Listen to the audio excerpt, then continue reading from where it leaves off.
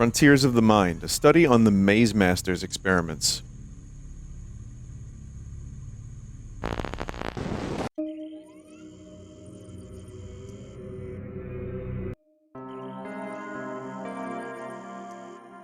Okay. Hang on a second, chat.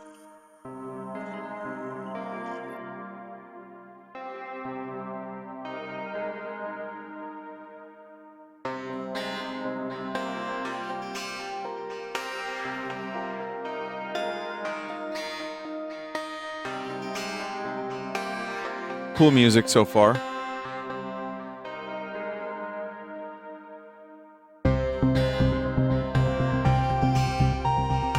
Let's see if I got it. Yes, between 1987 and 1994, the British channel Network 7 broadcast 112 episodes of the TV game show Maze Masters, an interactive adventure targeting younger audiences.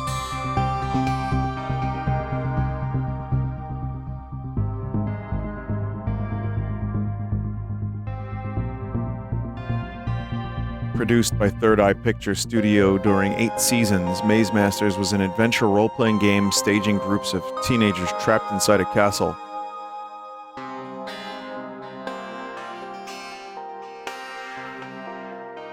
Bertram, the dungeon master, selected the adventurer who would put on a helmet which partially blinded them. In theory, the contestant could only see their own feet, nothing of the world around. Their 3 companions helped them from afar. Boy, I sure hope there's no people suffocating inside of a wall in this here TV show. Their 3 companions helped them from afar. Only those companions could see the rooms in the trials. Every episode followed the same pattern, although the riddles and settings could change. Only some parts of the show were aired. The different sections of the CD-ROM explore the format and the backstage of the show. The idea is to shed a new light on the strange events which have been revealed afterwards. The names and last names of all the persons involved were changed and their faces digitally transformed. 5 years after the end of the show, the truth about the mysteries surrounding Third Eye Pictures' activities has not yet been verified with certainty. Therefore, we wish to protect the anonymity of the persons involved.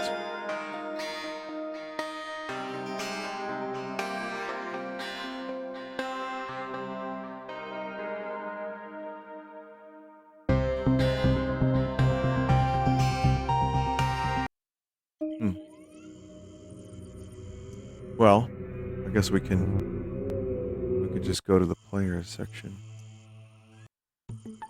The children chosen to take part in the show were selected according to a particular process. First, they had to send a cover letter to production to give a certain number of details, such as their school reports, their hobbies, and the sports they practiced, along with all their food intolerances or medical treatments. When their application was accepted via a standard letter, the kids were invited to go to the closest audition. Once there, they were introduced to the show writers and to the members of the shooting crew. Then the casting directors would have them pass a test called intuition test, which, according to the witnesses, was probably a sort of disguised Ganzfeld protocol. Bacon.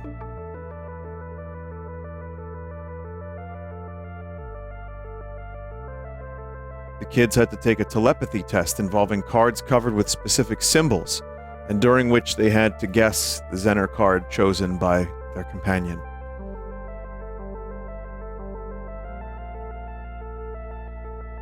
The children always described this experience as a funny session, and apparently they never realized they were taking a cognitive test. What was that? In all likelihood, the kids' roles during the show were determined by the results of those tests. Allegedly, the child with the lowest results was assigned to wear the helmet during the episode. Therefore, the choice made by the dungeon master was not arbitrary. It had been planned long before. A few days later, the kids would receive a phone call telling them if they were selected or not.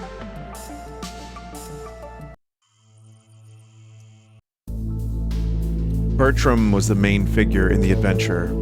He was both a companion and a potential threat. His objective was to help the players when they needed assistance and to make their journey harder if they sailed through the challenges. He knew by heart all the rules of the game and had access to the solutions of all the riddles of the castle. As the dungeon master, Bertram controlled the game's rhythm. In case of conflict, he was the only judge entitled to decide. As the dungeon master, However, several members of the studio asserted that he was wearing an earpiece during the shootings. Bertram is an iconic character of the show and left his mark on a whole generation of young viewers. Although the investigation revealed that he knew nothing about Third Eye Pictures' doings, Bertram got himself noticed for other reasons. Several letters of complaint were sent to the Network 7's headquarters, reporting the fainting fits, migraines, and headaches affecting some children.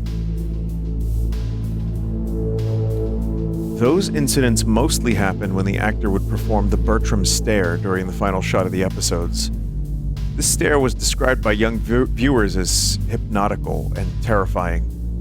Several adults reported having similar reactions while watching those sequences. The Dungeon Master is the only character who was never replaced during the 8 seasons of the show.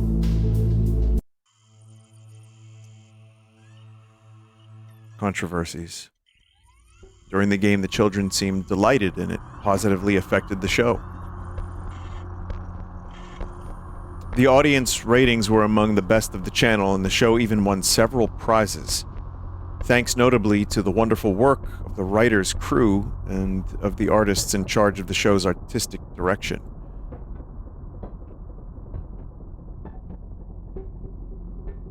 As for the different experimental protocols, well, they were always so subtle and so well designed that there were never any suspicion, and they never disturbed the kids in the short and medium term.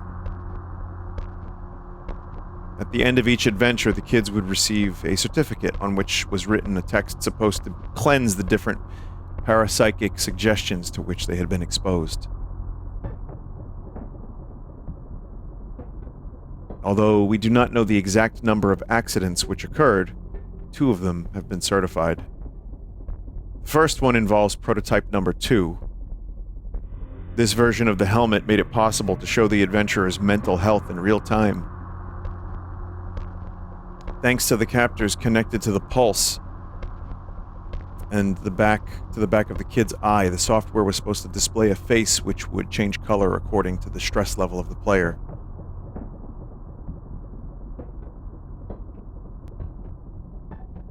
During one episode, the face suddenly turned into something gruesome, the skin peeling off on its own until there was nothing left but a sinister skull.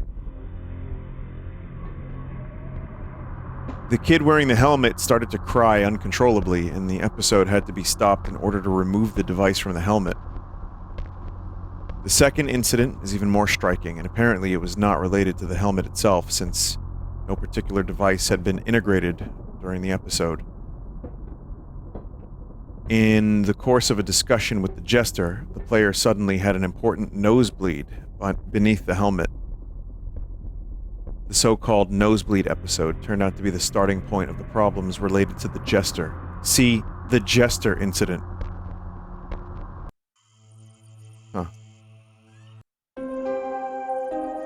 The cases of the Bristol kids date back to the pilot episode, which was supposed to convince potential broadcasters to buy the show. The contestants were around 14 years old at the time of the shooting, and in 1986, they must be around 30 today. Well, I read that wrong, but you get it. We ignore the protocols the players were exposed to, and it took several years for the disturbing points to be revealed. The 4 young winners pursued brilliant studies right after the show, although they initially had low to middle grades at school. They all developed particular skills in biology and maths, so much that they skipped several years and joined special curriculums. The most disturbing element is that those young people did not know each other from before the show.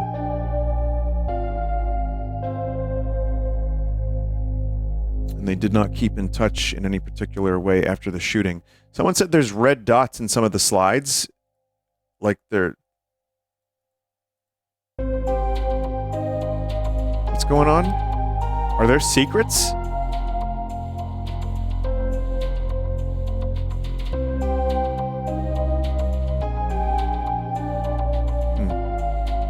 There are secrets. Okay. Eventually, in 1996, the 4 former contestants were invited all together and by chance to the prize-giving ceremony of a mathematics award. And that is where they connected the dots.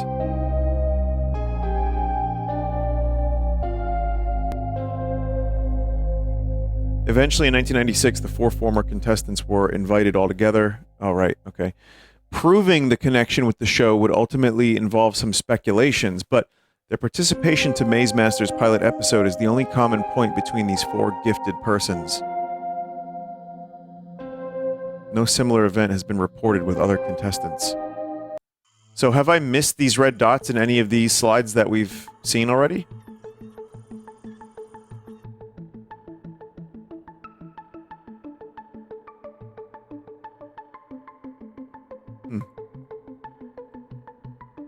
Very weird.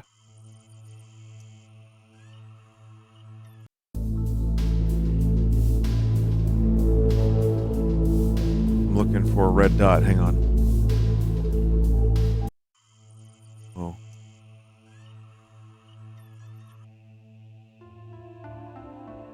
I think there are secrets, but some of it might be tied to an external site like an ARG. Characters. Allies. During their adventure, the groups would meet several allies willing to help them. In addition to the Dungeon Master, they could rely on the assistance of Maldor, the Chamberlain. In addition, he could be prankish and slightly terrifying, but he never refused to help the adventurers. Easily identifiable with his red gown and his crown of white hair, his help often appeared as clues related to the forthcoming riddles.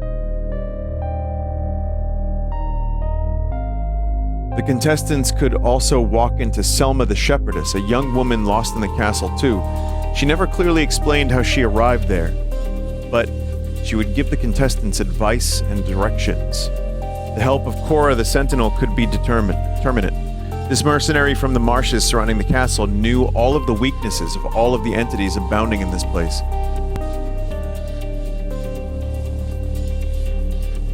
Other characters would appear occasionally. Garen the Apothecary, mischievous and wily. Elena, the Crimson Princess, the only bearer of the crystal rings. The character list is still long. Melvadesh the Groom, Keeper of the Dragon's Eyes, King Khan's servant. Bagot, the Innkeeper, well-versed in the gossips going around the castle. Oswald, King Khan's counselor, compulsive gambler but faithful advisor. Salkus, the shapeshifter elf. We do not know any of his other forms. Mirrodin the wizard, descendant of the first druid. He was the only character who could bring a contestant back to life. Yes, where's Melpert? Enemies, spelled incorrectly. Unfortunately, in Maze Masters, the enemies outnumbered the allies. In this section, only the human-shaped antagonists are listed. No other kind of creatures. See entities. Lord Fear was one of the most striking ones, as the final enemy of the adventurers would fight in the throne room at the end of their journey. He ruled over several sadistic henchmen blindly serving his dark ambitions. Aside from the Dark Lord, there was Queen Nargal, who could control the main entities of the castle. His faithful servant and counselor was the Jester himself. There's an incident with that Jester. As from Season 4, new enemies would... What's going on here?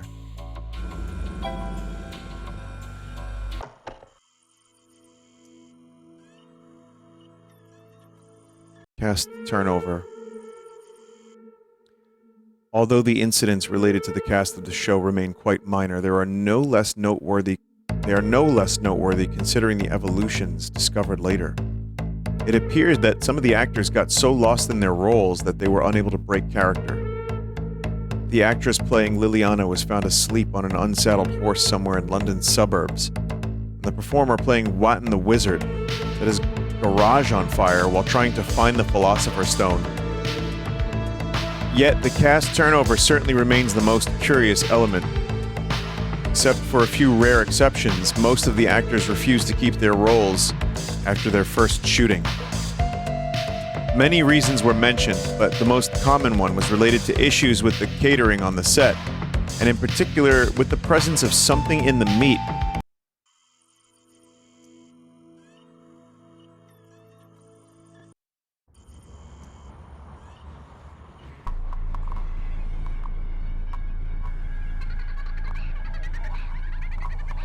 What the hell is going on here?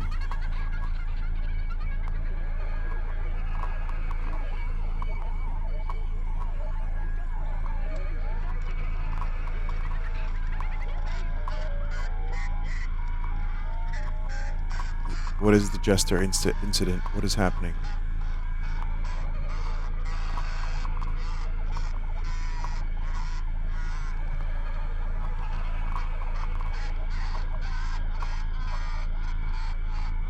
None of the buttons work, chat. Maybe we can come back to that. Entities. Wall monsters. Yeah, hopefully that dude's not suffocating behind a sock. Wall monsters were special features of the show, and we find very similar examples in other bestiaries or legendary creatures. It is difficult to say if they were allies or enemies, since their behavior was always unpredictable. They would randomly appear in empty rooms, and nothing in particular seemed to announce their arrival. If the wall monsters were made sure to terrify the assistant players, they were only a voice for the bearer of the helmet.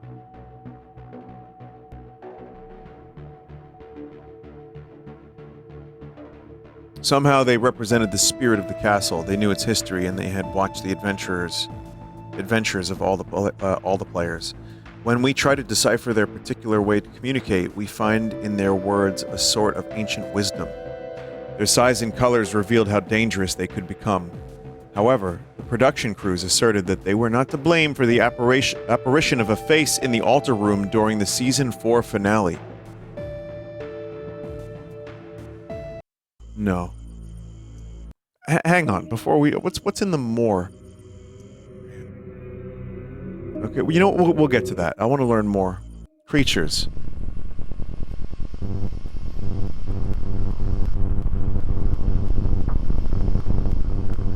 It's not working.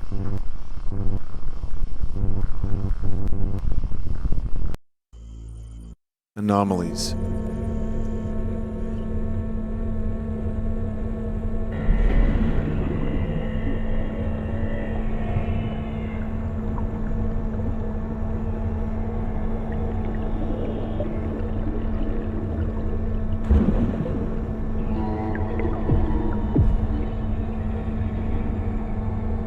Yeah, I think my CD is scratched, chat. I knew I shouldn't have got that CD-ROM from that basement under the weird restaurant in Chinatown.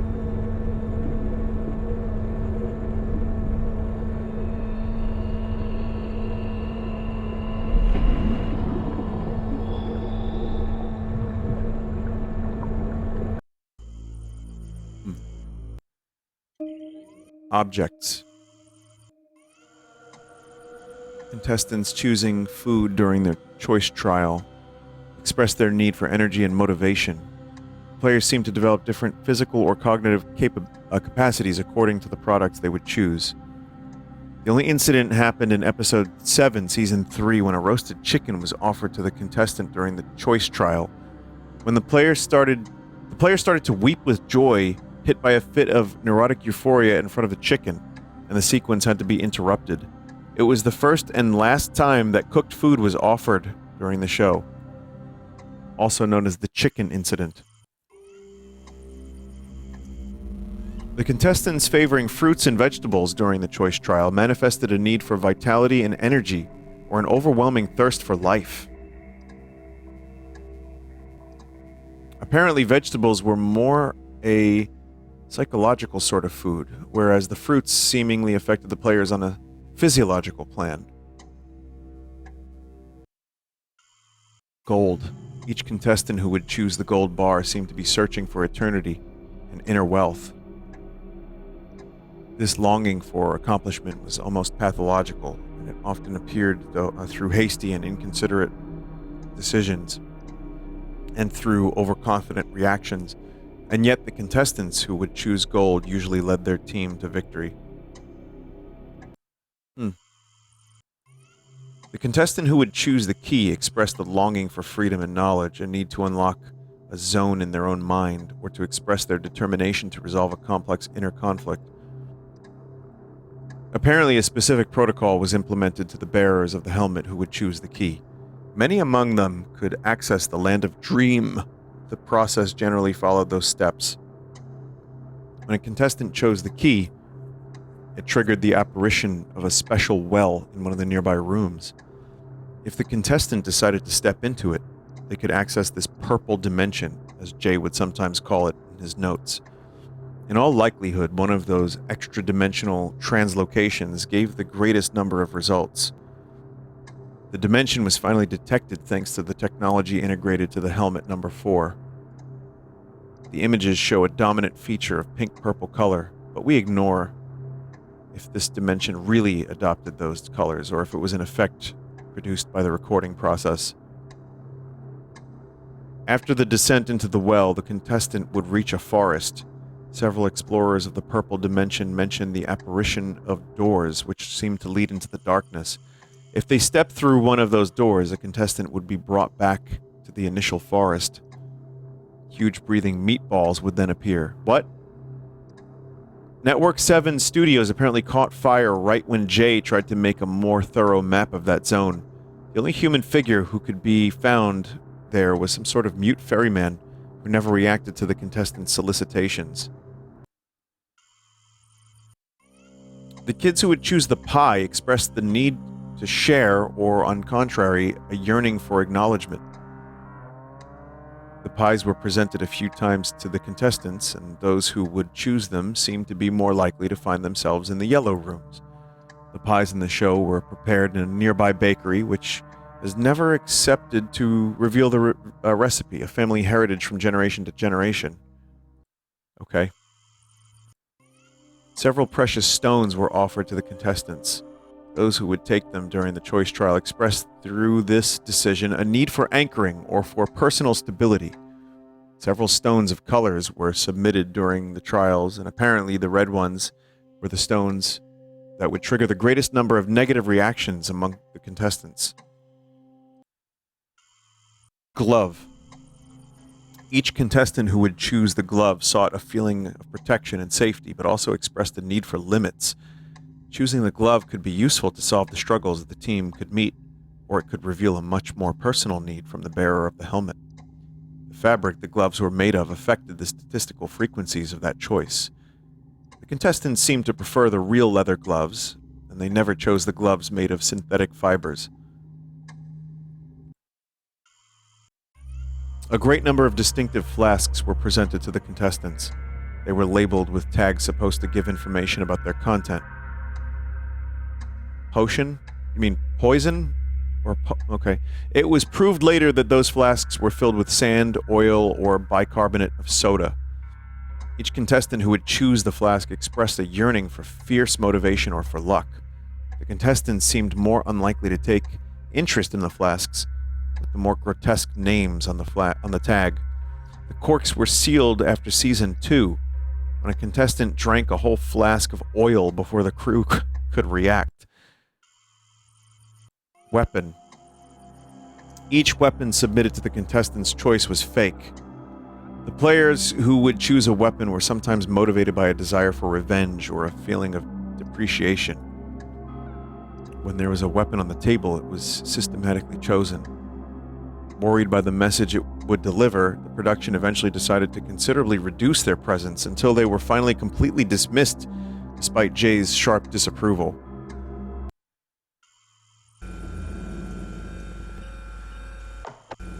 Okay, I can't choose symbol. Bone. All the contestants who would select the bone during the choice trial seemed to be motivated by a need for rebirth or for a sort of psychological reinvention. Choosing the bone was about accepting your own ending in order to live again. Each contestant selecting this object would often display signs of excitement and a great physical condition, along with a disconcerting ease to move around in spite of the helmet. Whoa. Among all the objects offered to the contestants, some of them did not belong to any particular category. A jog in the shape of a buffalo horn, a spell book, a figurine, an hourglass, a dish towel, a bar soap, a vase, a bell. Who would choose the dish towel? Experiments, helmet. We are not clicking the helmet. Remote viewing. After Jay went missing, it appeared from different documents which were found that he was particularly interested in experiments related to remote viewing. Jay was captivated by the CIA's research on this matter, and he had consulted the entirety of the research conducted by Russell Targ and Harold Putoff at Stanford University. In his notes, Jay mentions the mysterious Oracle project, and we believe it could be related to Protocol 12. During the last 3 sessions of Maze Masters, the helmet was probably equipped with a device allowing a kind of remote viewing, but no proof of the results related to that research has ever been found.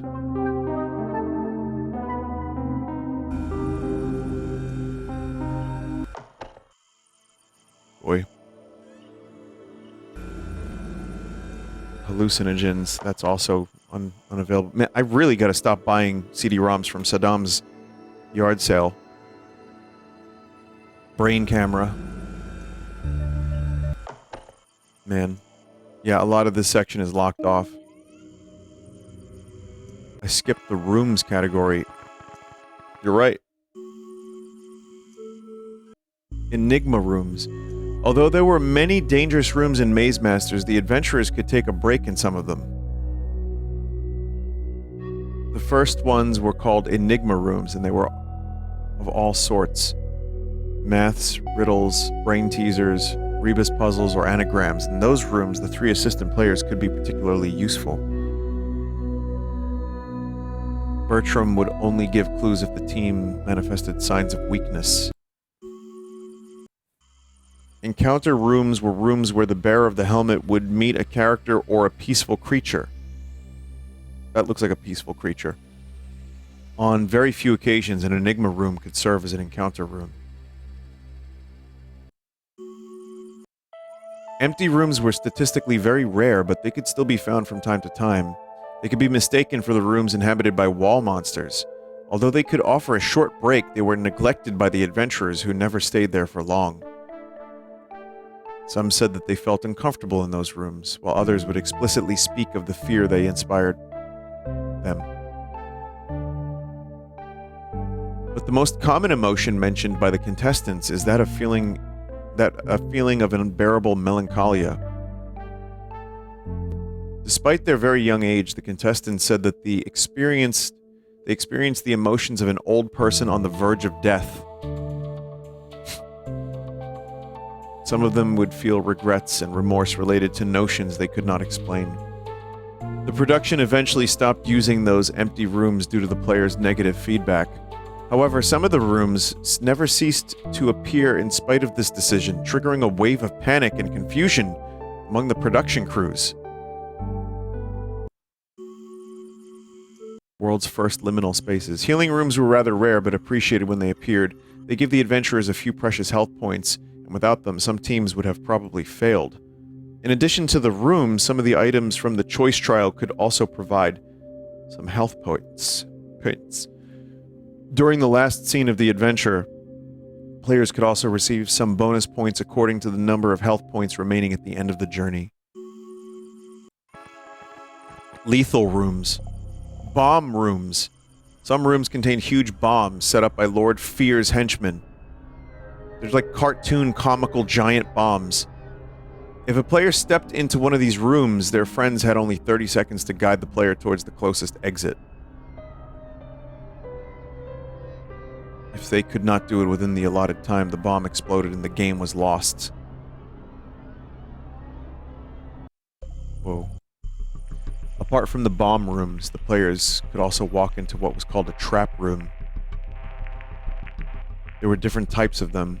And just like the bomb rooms, their player had to follow their friend's indications in order to escape the threats. Circular saws, blades tied to pendulums, huge gaps in the ground. There was a great number of threats. If they failed, the players would lose points.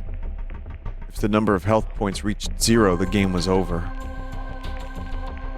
Against all odds, no incident was reported in those rooms during the show. Sounds like a dangerous production, against all odds. The night rooms rarely appeared, but they made an impact when they did. The bearer of the helmet had to find a way to cunningly escape the wrath of the enemies. Galahad appeared in one of those rooms.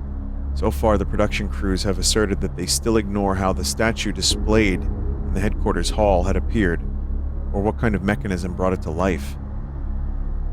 Even if the contestants' injuries were harmless, this event is one of the reasons behind the show's cancellation. The random rooms are the least documented rooms since none of them were aired on TV. They looked more or less like normal rooms, and the only feature that would set them apart was the apparition of specific enemies in those rooms. The only random room which could be recorded off-air was the one containing the pit brain, as it was called by those who mentioned it. Nonetheless, they were unable to describe their interactions with this entity. Chat, I love this music.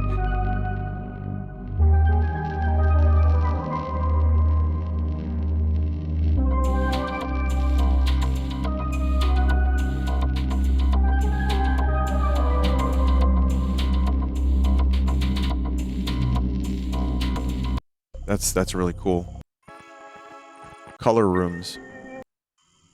The gameplay of the green rooms was particularly distinctive. When a contestant stepped into one of them, they had to roll a dice. The dice itself would then appear in the room.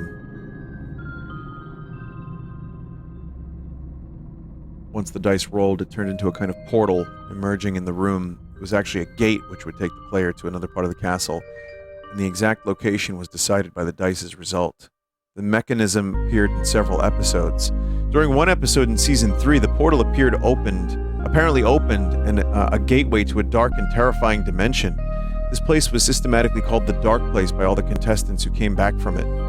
This incident happened twice during Seasons 6 and 8. The feelings described by the contestants express a sudden and frightening existential angst, which would follow them until the last scene of the adventure. See Healing Rooms. The contestant who went to the furthest point in the heart of this dimension found what would seem to be a watchtower. He mentioned a dreadful presence overlooking from the tower, but he remained unable to define it. The red rooms were located in the zone called the stomach, a kind of organic mental hell designed to try the contestants' nerves. The issues with the meat started right after the first apparition of this setting, and in all likelihood, the two elements were connected. After a few airings of this setting, the production definitely removed it, since it had received many complaints from families who deemed it too gory for such young audiences.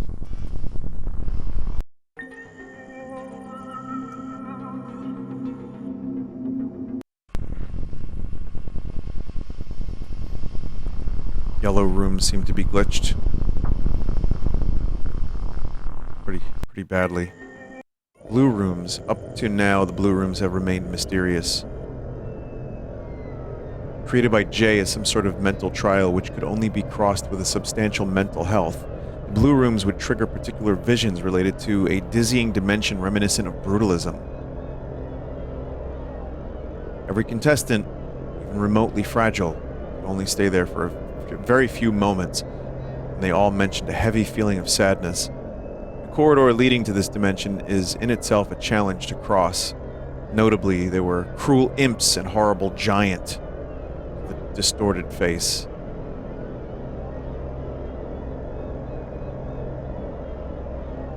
If the contestants managed to avoid them, they could step into the zone. Several images have been recorded, but their content makes every attempt to analyze them useless. Jay's pages on this matter seem to have disappeared from his research notebooks.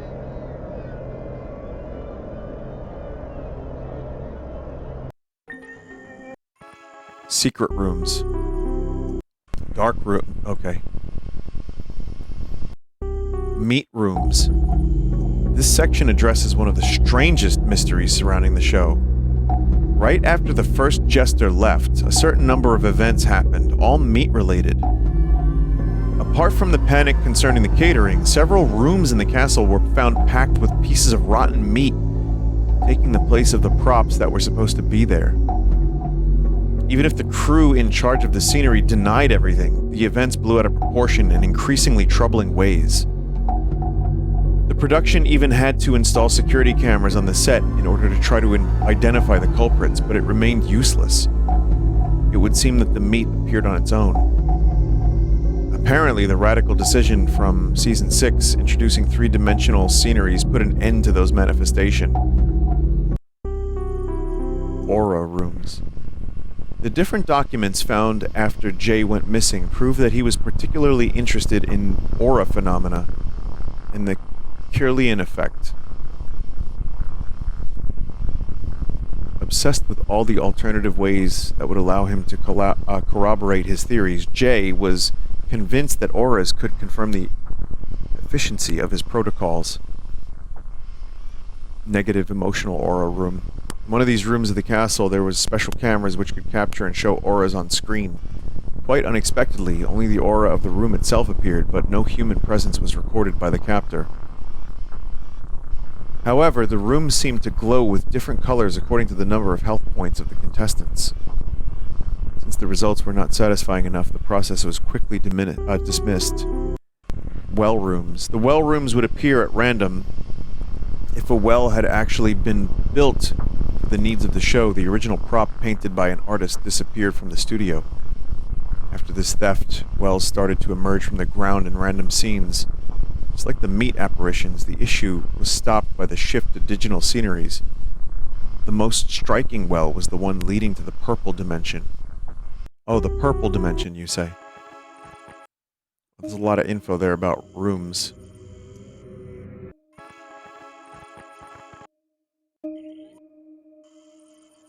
Someone said, how the fuck did this run for 8 seasons? Money.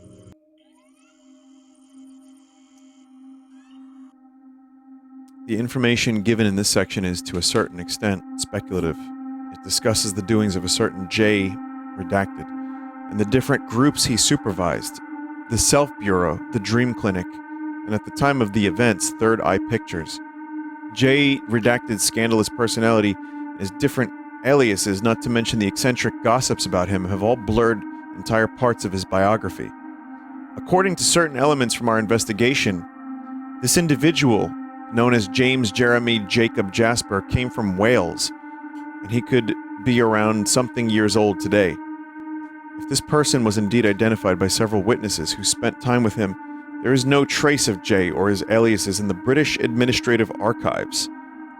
5 years after the events, a certain number of former members have accepted to speak out, enlightening us concerning a few elements about their experience.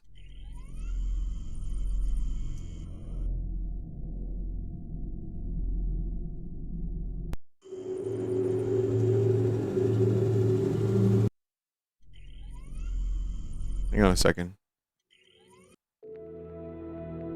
Wow. Oh, there's a lot more.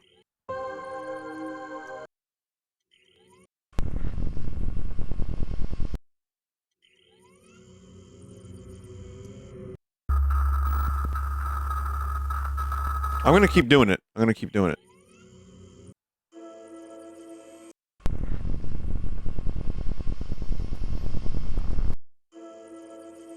I want to see what this is all leading to.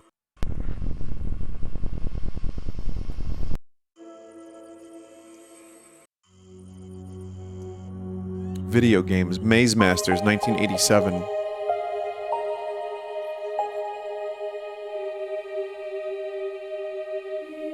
It's like Shadowgate. A little bit.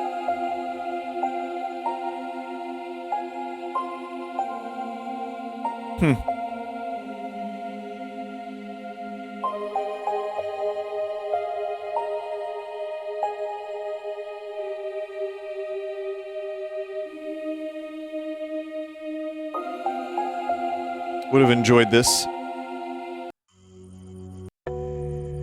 Ah, the 1991 version. Now that's got some graphics.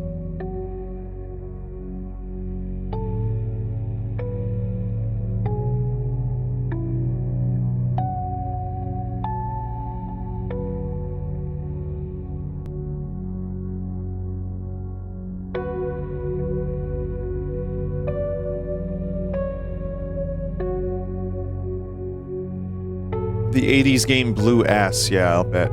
This one looks better. This looks like my kind of game. This is like a Grimrock game. The Wallmaster. Are you keeping an eye out for red dots? I haven't seen one. Gods of the Labyrinth.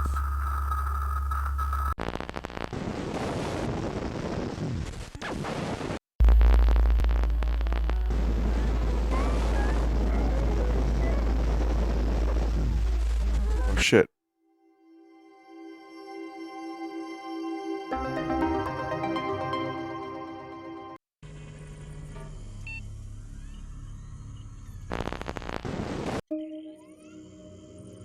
Oh.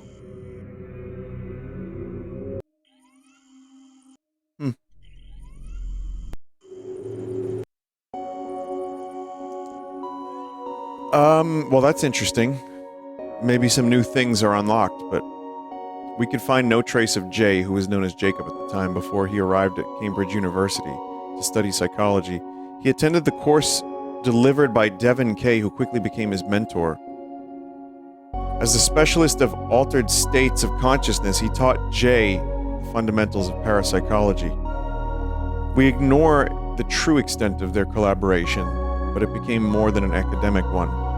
Jay would spend all of his time in his teacher's lab and had to retake a year on account of his many absences. 4 years later, Devin Kay was diagnosed with a rare disease and left the academic world. Jay was described by his classmates as one of the best in their year group, but also one of the strangest one. As also the strangest one. For instance, he had no doubt about the scientific validity of the extrasensorial perceptions, ESP, and the models of their practical application. He was often described as an unfriendly man, and yet a little group of students would always spend time with him. After their bachelor's degree, they created together a student society called the Self Bureau. Due to the nature of their experiments, which the university never wanted to reveal, the young members of the Bureau were sent downright before their PhD. Viva. What? The members of the Bureau moved to Birmingham, and there was no sign of them for a while.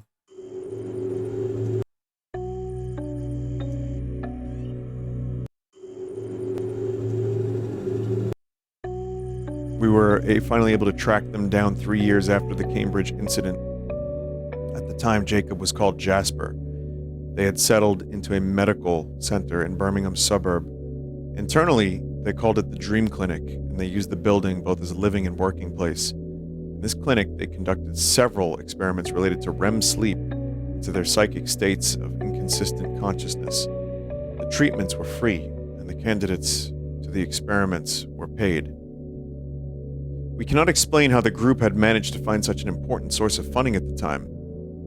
For 5 years, Jasper and his team carried on their research without anyone noticing. Apparently something happened in 1981, since the group split up that year and Jasper disappeared again. Thanks to the testimony given by Terrence B., we were able to trace the nature of the research conducted by Jasper, but also the reasons behind the dissensions of the group. During the first 2 years, the team made major breakthrough decisive for the forthcoming events. They argued that they had identified a dream dimension containing spatio-persistent places and zones which could be visited. The starting point of their discovery was the case of Norma T., a young woman suffering from night terror since childhood. Thanks to an ultrasound therapy treatment paired with hypnotic suggestion, Jasper managed to help the patient. But Norma became subject to recurring oniric visions which lasted several weeks. Jasper used the same treatment on other volunteers in the clinic, and the results exceeded their expectations. They experienced the same visions, and they became systematic despite the complete isolation of the patients. At first, the images were peaceful. A little bridge leading to calm sea, a majestic tree bathed in light. And as they walked further into the dreamlands, the visions became more symbolic, even mystical. The candidates mentioned visions showing huge eyes staring at them and a face of cyclopean size.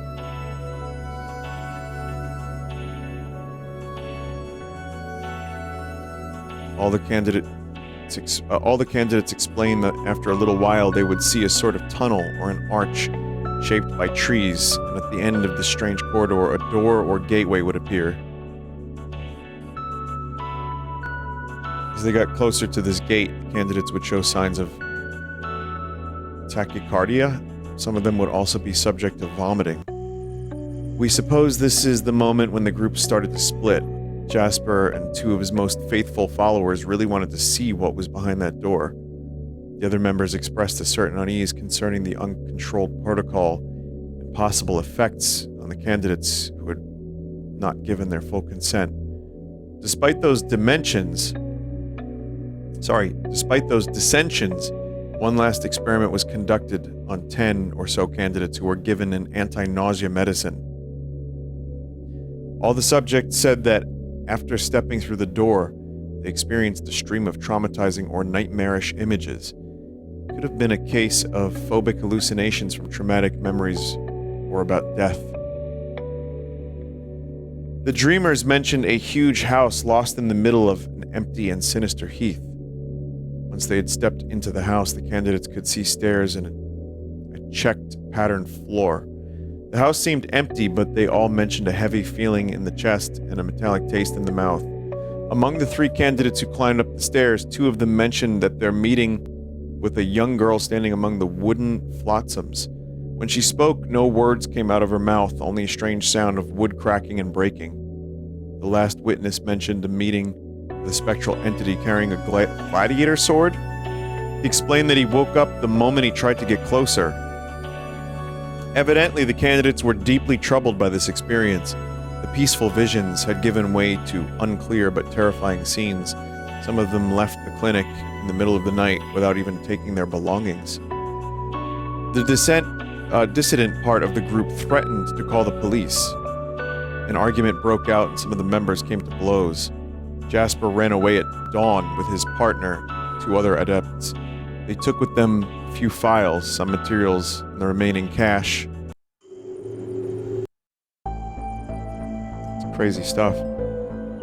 We only know a few things about this period, but several compatible elements confirm that Jay and his acolytes went into hiding somewhere around Prague. They became extremely discreet, and it would seem that they were invited by an acquaintance on site. We found no trace of rent or bills under their names, but after the fire at Network 7 Studios, we did find a few pictures in Jay's office.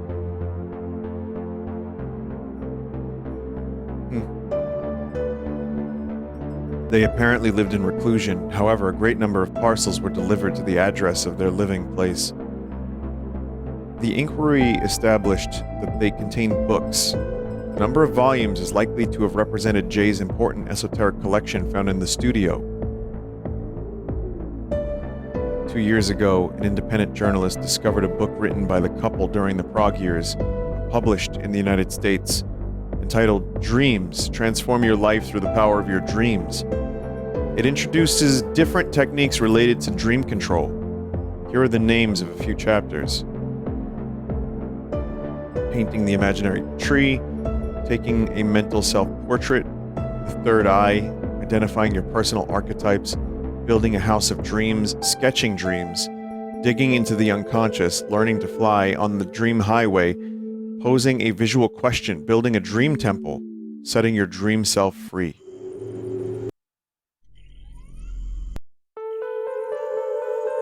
As soon as he came back to the United Kingdom, Jay put a lot of money in different kids' TV programs on cable channels. Here's a few noteworthy examples.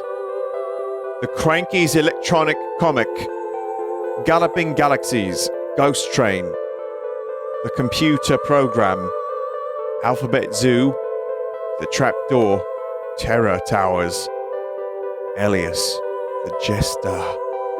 What does it mean?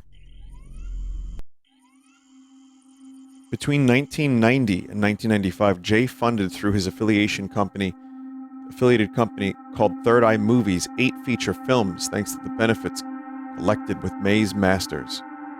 Most of them were immediately released on VHS and they can no longer be found.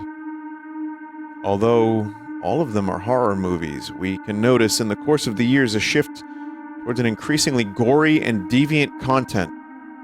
Surprising choice for production studios specialized in kids' TV shows. You can click on the tape to see some of the photographs from each movie, or photograms. Huh.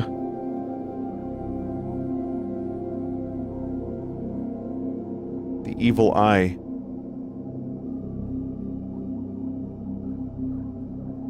Someone said there's a red dot here.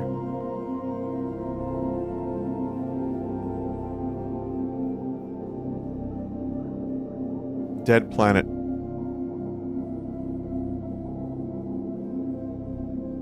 We gotta get these to Red Letter Media. Well, did they reuse a scene from Evil Eye? Are they reusing stuff from Prison Kill? Oh, it's so lazy. What is this? This isn't Roger Corman. Oh, man. How would you like your spaghetti and brains?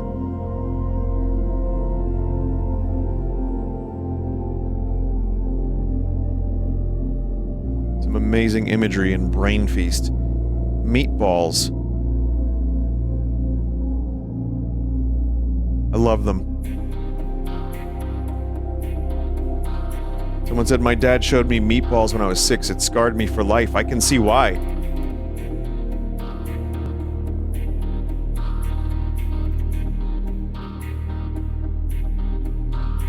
Death Trap.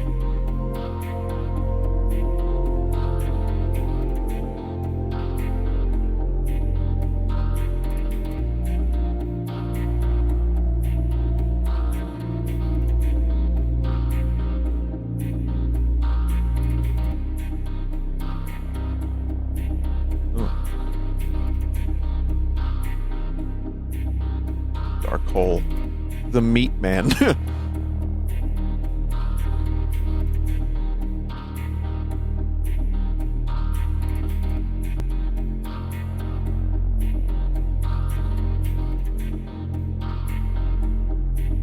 Someone said to look for a hashtag here.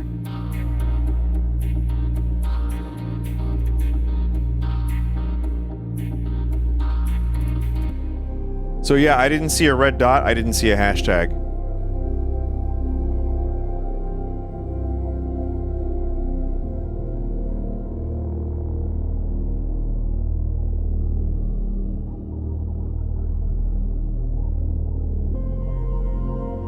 Please tell chat this isn't AI, so they'll shut the hell up.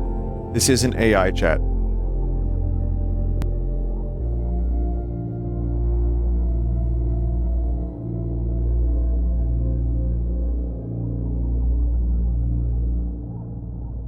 Red dot is in Meat Man.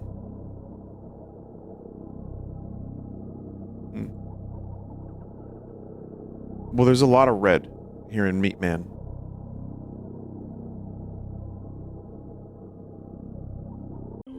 I don't see a red dot. I see red blood. It's near the center.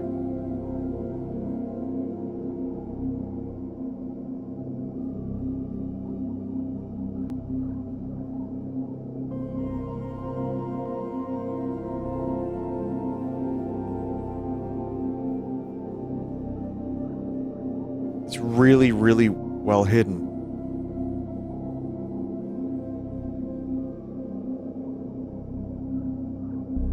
It was right above there.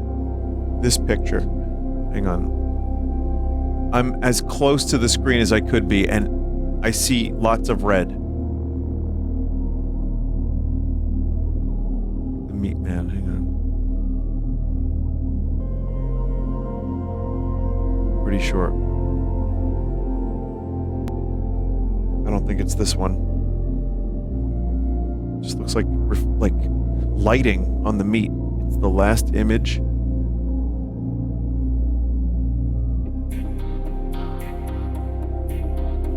That looked like it, but it's also, that could just be...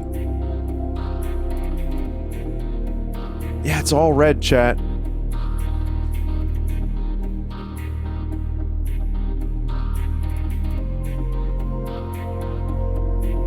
It's seriously there in the last pic.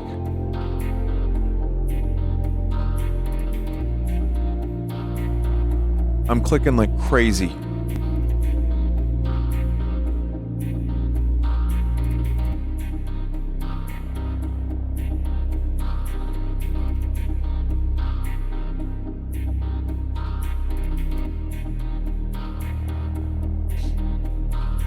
I'm gonna go ahead and just forget about that for now. Controversies. Nope. Theories. Multiverse. Secret Service. Pocket dimension. Hallucinations. Tulpa. Some theories argue that the contestants might have created without knowing some sort of illusory tulpas.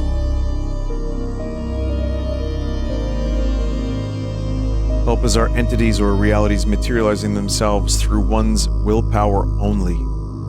2 long pages from one of Jay's notebooks enthusiastically analyze Alexandra David Neal's writing dating from her Tibetan period, telling about the tulpa she had created and destroyed when she was in Tibet.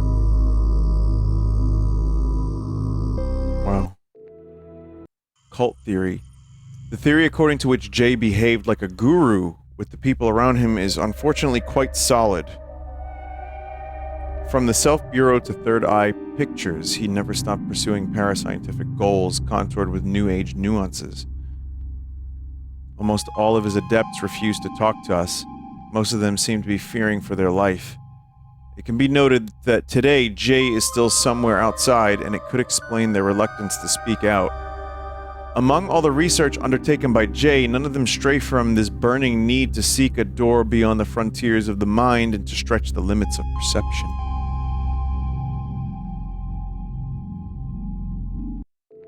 Ooh. Cover-up theory, no. Mind control, no. Shadow people. Aside from the events from the TV show, Network 7's premises gained a certain reputation in the British paranormal small circles. Several members of the production crews mentioned strange apparitions in some of the photographs taken during the shootings. Is that the 2 men and a baby? Or 3 men and a baby image? No. Several members of the production crew... Oh, right. Although the official investigation ignored this aspect, several theories... Red circle? Yeah. Yeah. Several theories pointed out the possibility that those apparitions could be connected to the different dimensions which had been explored. The most persistent ones argue that those manifestations could have been caused by a communicating vessel phenomenon. If a contestant entered a dream dimension, one of the shadow people would appear in our reality. Aside from those strange pictures, which could not be asserted as authentic, no other elements can support this theory. However, the fact that those entities appeared during occurrences of sleep paralysis remains disturbing, given the similarities connecting them to Jay's research. Indigo children in dream world. Nope. Archives. Some photographs here. That is not what I clicked on.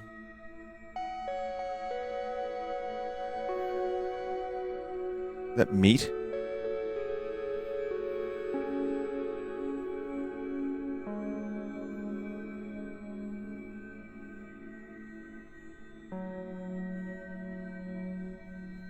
All of these photos are fucked.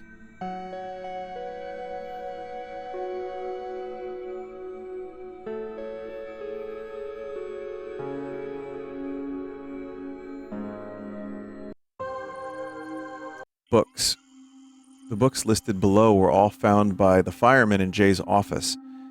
Parts of the rare documents which survived the fire at the studio. The pseudoscientific content of most of these books questions the deontological soundness of those experiments. You can see the covers of these books, along with the potential notes written in their pages by clicking on each book cover. Spirit releasement therapy, spirit possession syndrome, Sphinx and the Rainbow, the forecasting brain.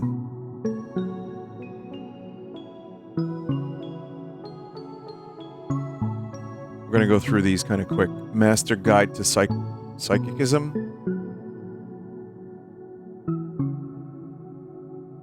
Human auras, life, death, and unconsciousness, out-of-body experiences.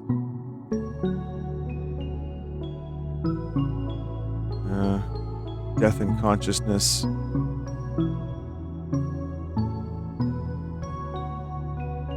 My third eye has been closed for a long time. Once I saw a demon once and I was like, I'm good.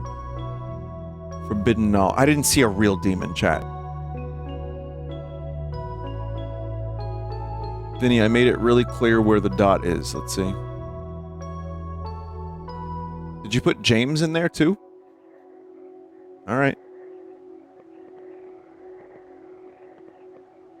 Exploring the paranormal. I mean, clearly, yeah, the dude loves paranormal stuff. ESP.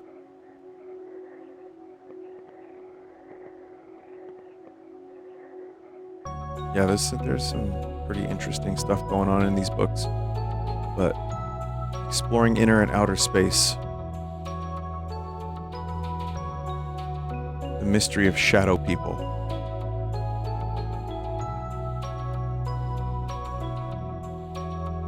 Do you remember the demon that told you, what are you afraid of? That's what I was referring to. Yep.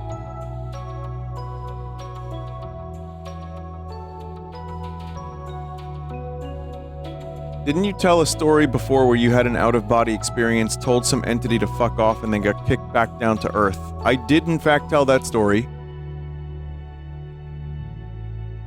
I did tell that story, yes. Was it a ghost? Or was it my own subconscious? I get more skeptical as I get older. It was definitely machine elves. Yeah, it was them.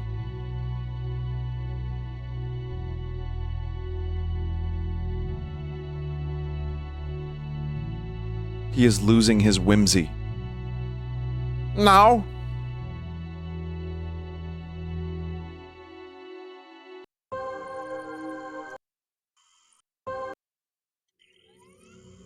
No. I'm still whimsical. I do Tinky Winky voice, that's whimsy. Movie production. Okay, so the Meat Man. Here, we're gonna go back to the Meat Man real quick.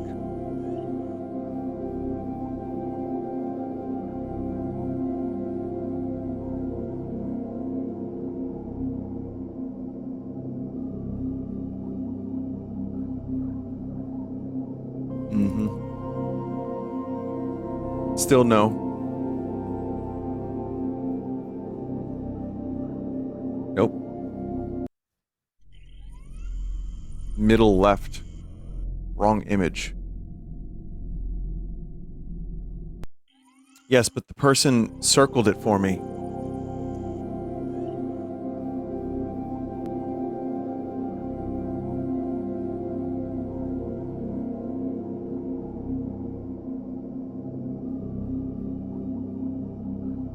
Yeah, I clicked it. Middle left. I've clicked every potential red dot here, and a lot of it is just like meat glisten. You know when your meat is glistening in the light?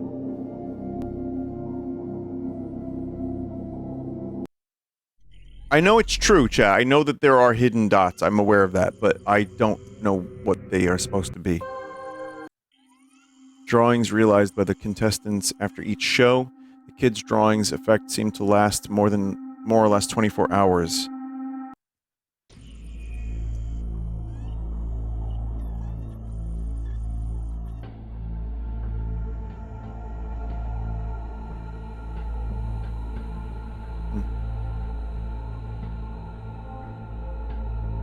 Oscar Isaac.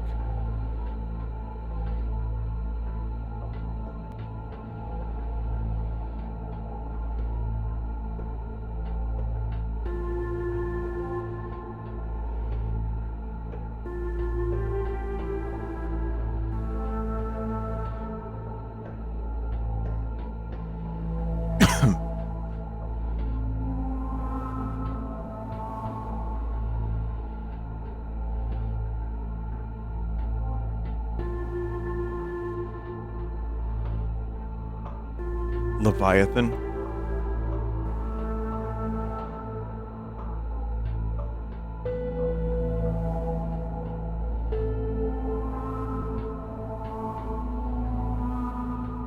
Hieronymus.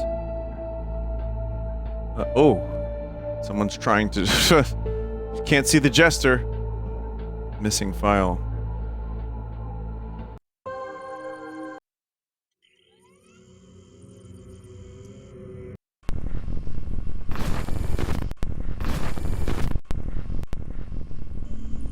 Whoa.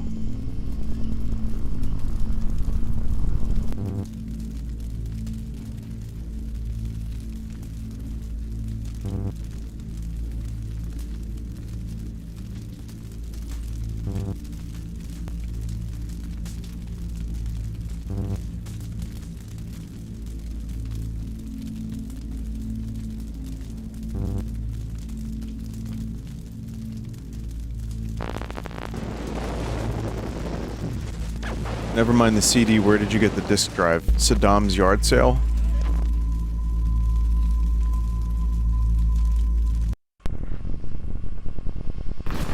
It's a good deal.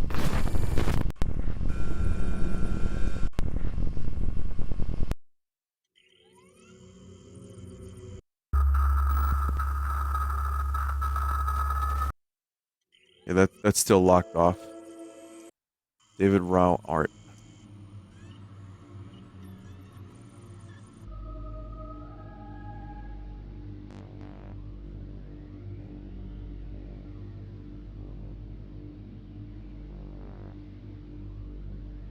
Castle design. A serpent.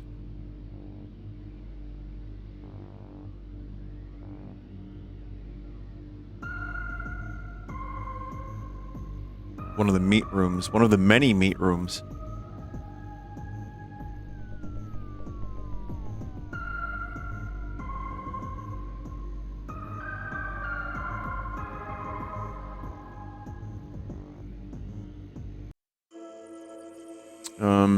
Board game.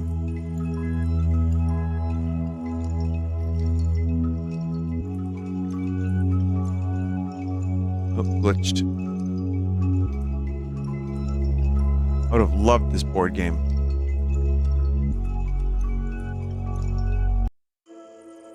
Merchandising. Yeah, we're not getting too much. Oh, here we go.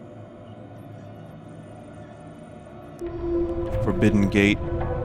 Lord Fear's domain. Can you beat the challenge? The labyrinths of fear. Bad dreams. The maze monster. The mad pope. The cruel god. The brain eaters. The demon flute. The death machine. The talking head. Ah!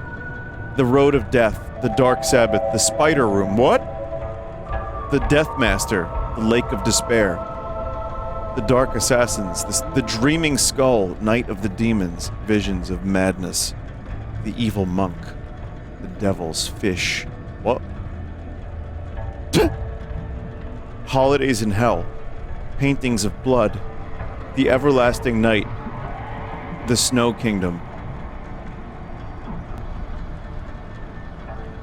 The jester is watching.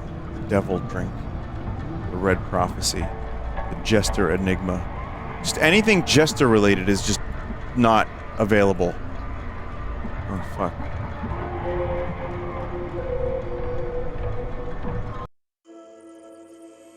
Merchandising again. Yeah, we did that. Okay. Fan art.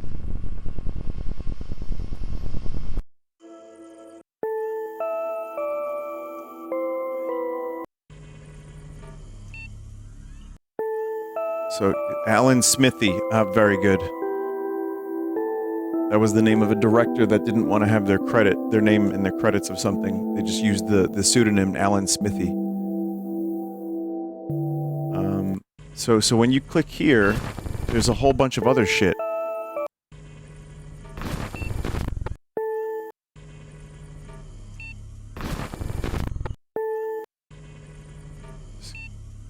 Whoa.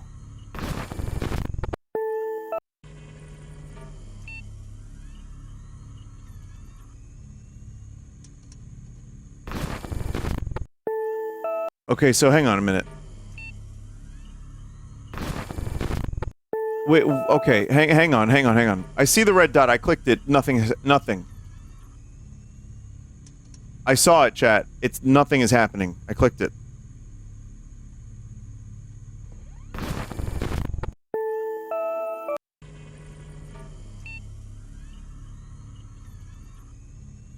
You got a beep when you clicked it. That might not have been that spot in the picture, the other section.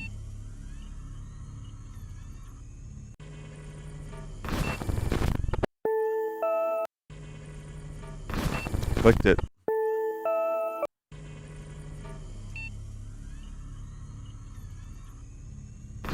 Image in the bottom right. Maybe you need to click them in the certain... It's a puzzle. Yeah, I figured. So you click that one first. It's a memory minigame.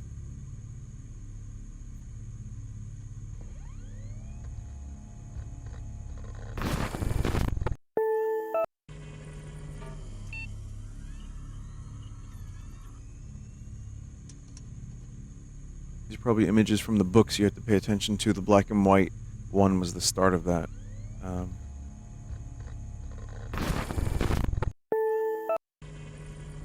Sleeping one. Oh, sleeping one, yes. Okay, sleeping one. Red dot again. But no luck on the red dot. Okay, sleeping. I saw 4, some weird symbol.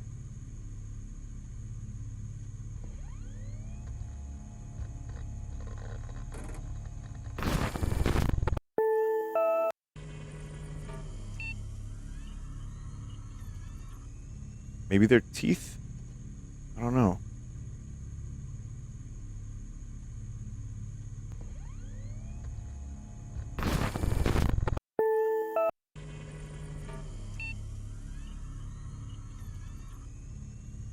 Skull? Oh, the children's drawing. Okay.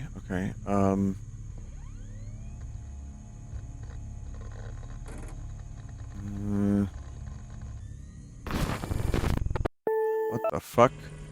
So hang on. There's that. Then there's sleeping. Then there's the children's drawing. I'm not sure. And then there's a hashtag or a pound, whatever.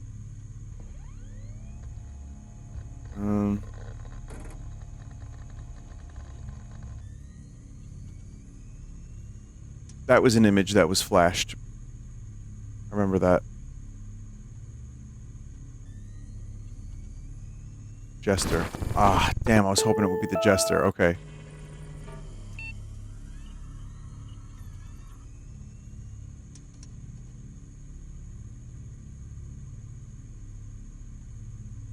So the red dot here and then there. What the fuck is happening?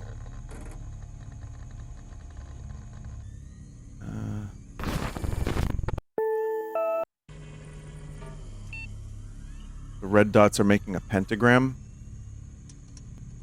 You might, in fact, be correct.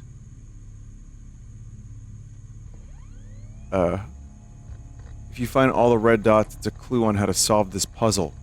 These are just hints as to where to find the red dots.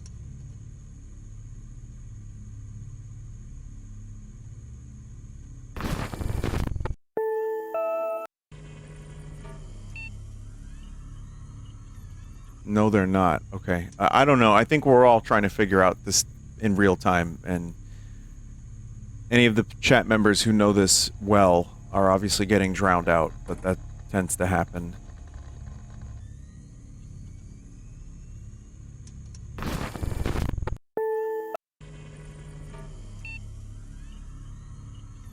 You must find the red dots first.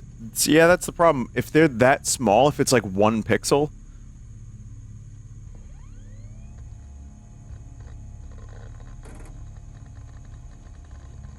That's not great. Skeleton with gladiator sword, no. I don't know what the trick here is.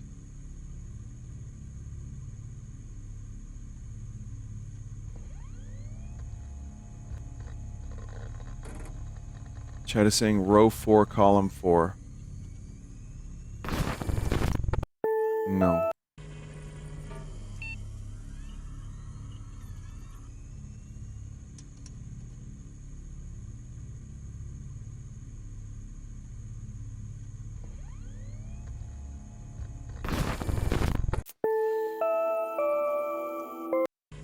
We're going to be here forever. Yes.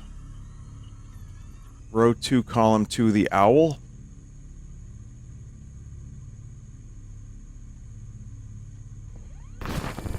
Nope.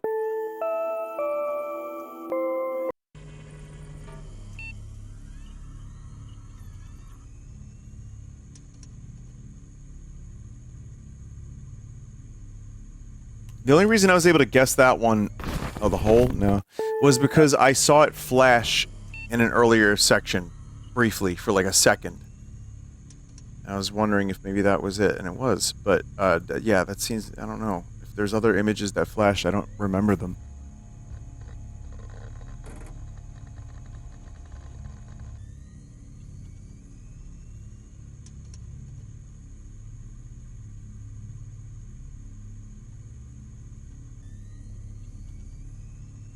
Showerhead?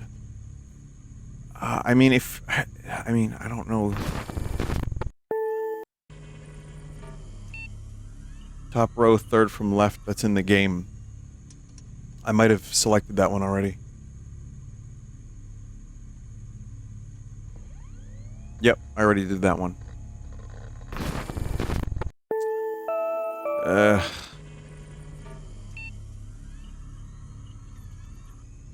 I feel like I'm trying to brute force this, but I also don't know what the game wants from me.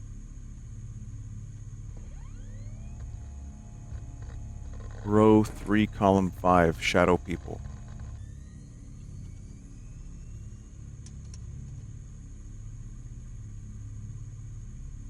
Wait.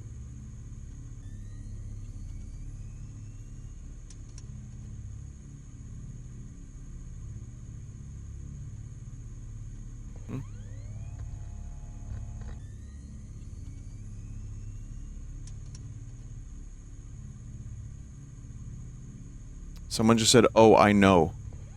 Well, go ahead. We already clicked the teeth. You don't know. Alright, never mind then. Great. Bloody shower. You see shadow people. The jester seemed like the most obvious one, but it's not the jester. Can you click the owl? I'm pretty sure I did.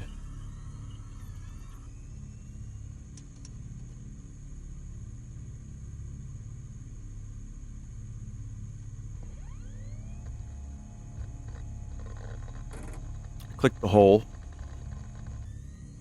Ferris wheel? No bueno. Vinny, what's with all the scary horror games lately? It is October.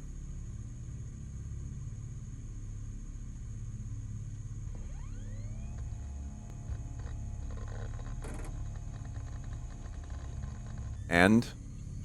Oh, you don't get why I would do scary games in October?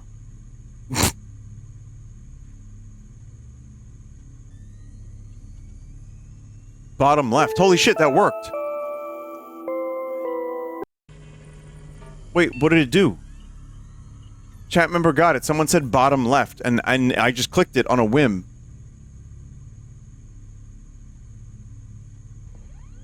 What is it? What is it? Those are the locations of the red dots.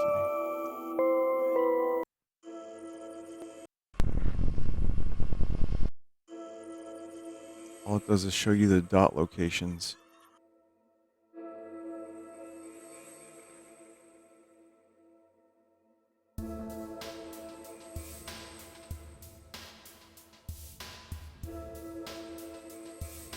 Congrats, you wasted your time. Yeah, maybe.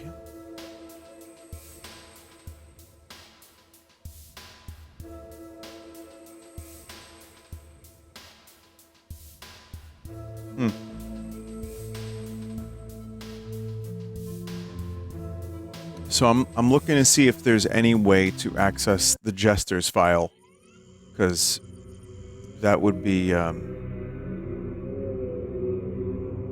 that would be good. It's just numbers.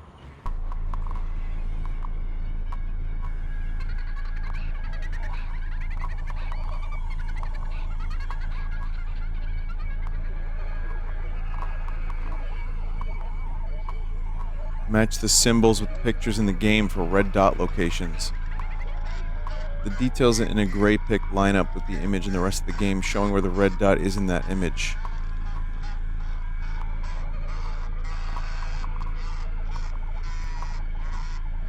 What does that mean?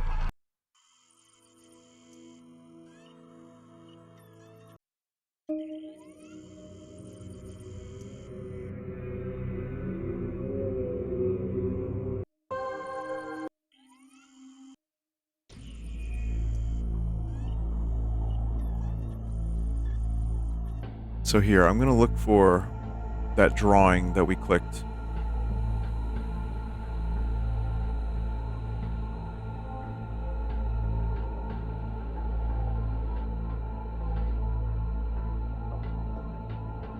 Was it this one?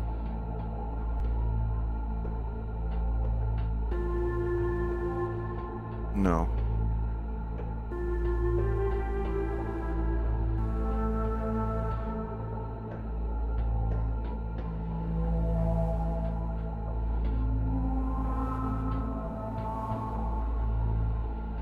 It's this one. Okay, so I'm looking for a singular red pixel.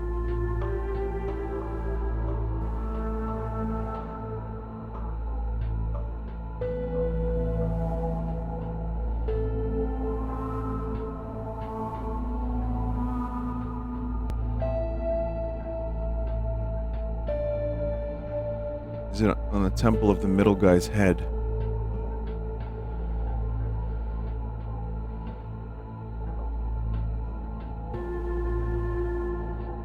Next to the fish mouth. What do you mean fish mouth? What does that mean? What?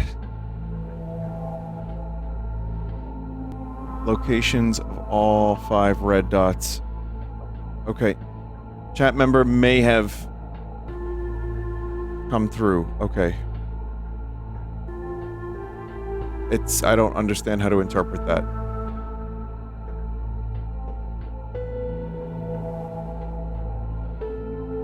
You have to click where the red dot was shown.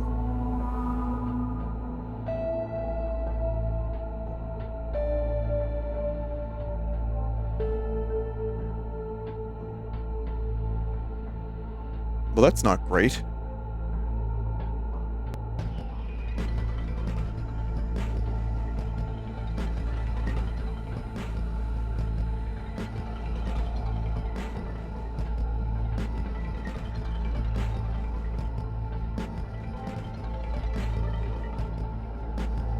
Yeah, I'm just clicking aimlessly.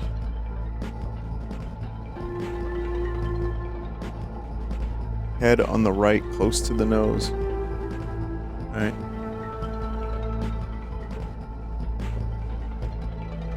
I just want to click one red dot and see it do something.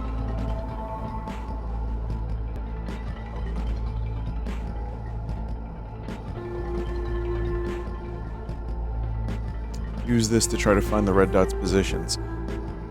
Yeah, I understand. But I don't understand at the same time. There's a cooldown on clicking to prevent brute forcing. Well, if anyone has played this, is there more? Do I get to unlock the Jester's file?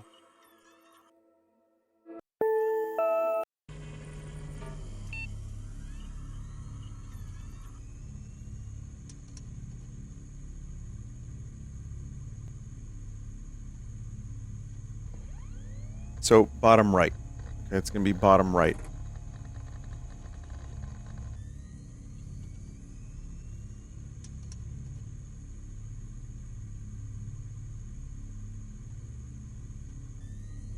Right? Someone's on it said they taped clear plastic with markings on it in their monitor to click each spot.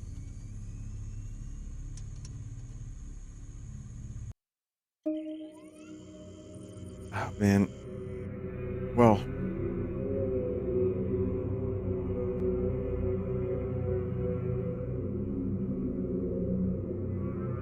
that's disappointing because I was really enjoying this a lot.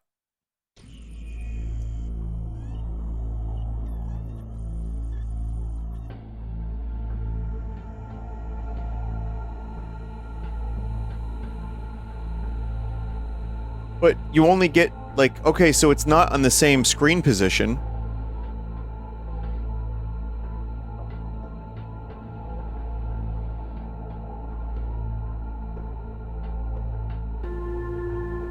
The red dot location is based on the symbol, not the image.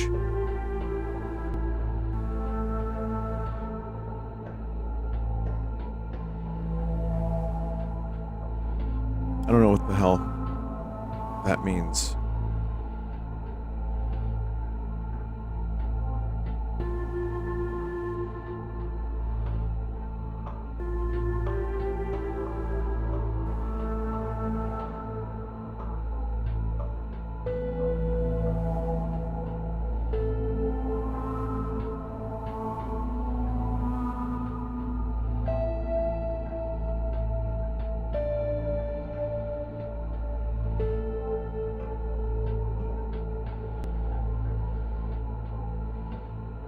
This seems incorrect.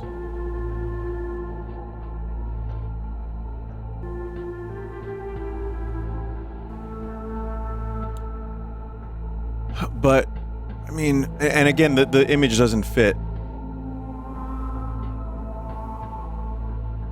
So, I mean...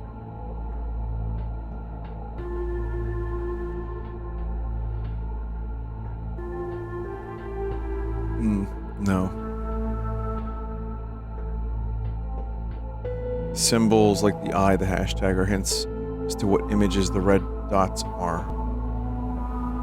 From memory, teeth was in the section about shadow people, hashtag in films, and tiny circle in art. Overlaying them like that is dumb. The drawing has nothing to do with the puzzle. Yeah, I don't know. I mean, that's probably going to be it then for the stream. I would really love to find more, but this is just frustrating. Like, there's got to be some kind of way to hide stuff in the game without it being click the pixel. Because, yeah, you know, I want to see the rest of what's going on here. I mean, I feel like there's so many things that have not been solved. Like, there's the Jester stuff, and then there's some of the conspiracy theories. We didn't get hallucinations. We don't know what multiverse is. The hashtag one is in the movie section.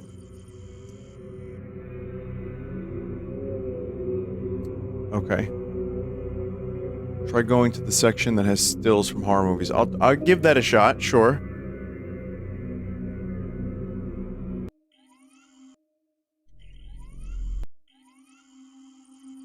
Okay.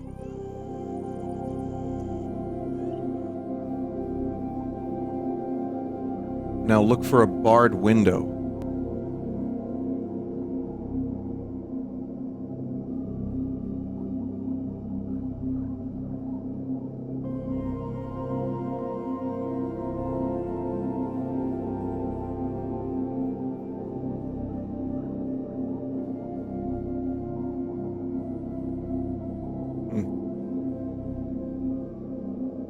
Dark hole? No. I mean, is this potentially a barred window? Kind of a cage. Dark hole had it.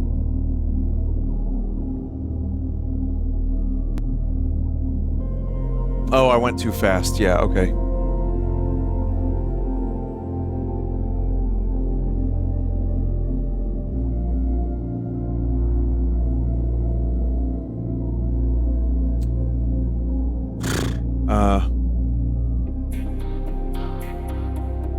Now line up the symbol with the window to find the spot to click.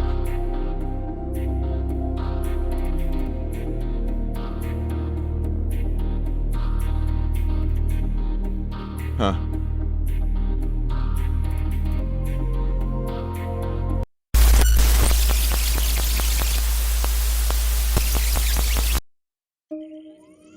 Okay. Okay.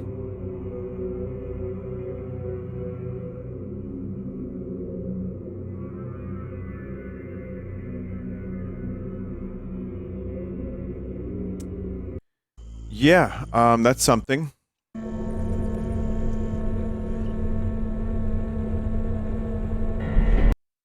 Was it worth it? I don't really know.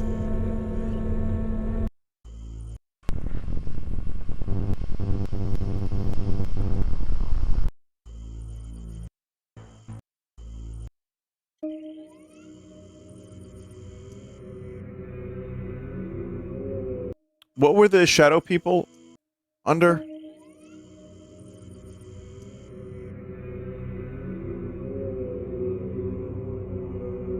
Memory teeth is in the section about shadow people. Tiny circle in art.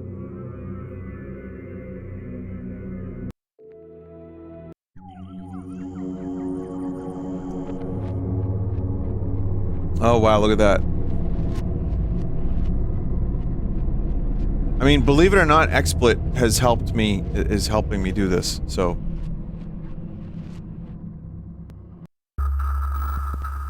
Wow.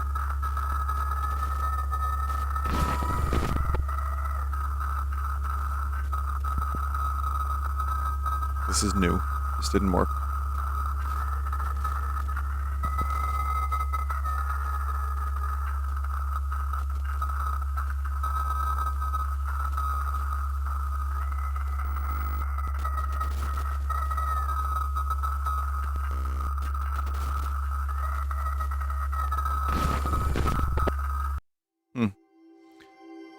Okay, so we got 2. It's so incredibly vague because it's just like, you know, now there's eye and then there's moon.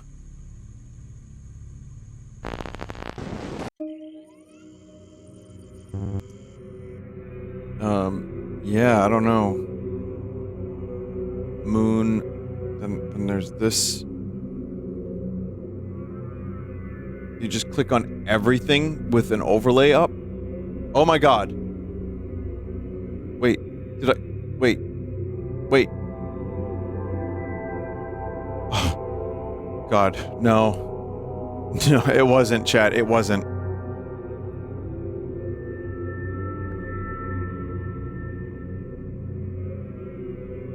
Tiny circle is in art, apparently.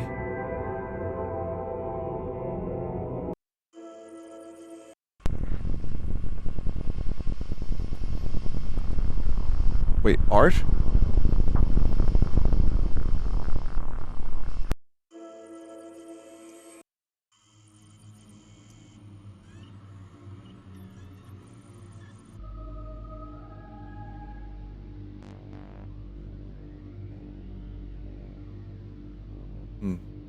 Oh, maybe? Yes. Yep.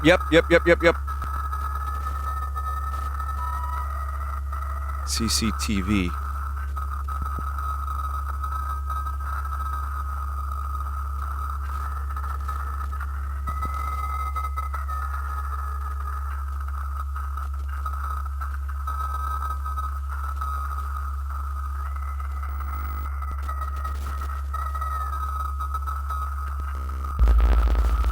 Jester.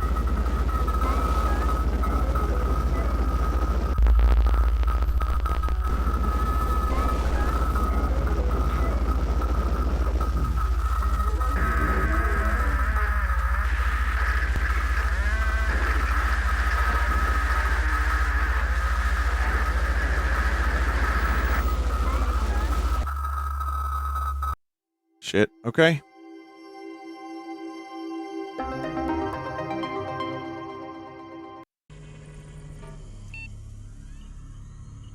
Don't change and go back? It didn't, well... Kel Jester. Okay, we get an eye now.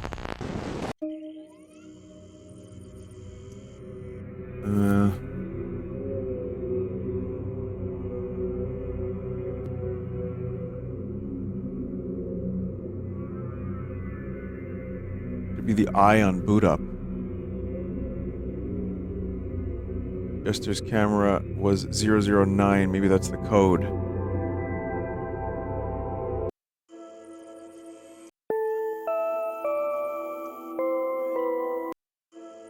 It wouldn't be the code because there's no zeros. The eye is the cover to one of the books.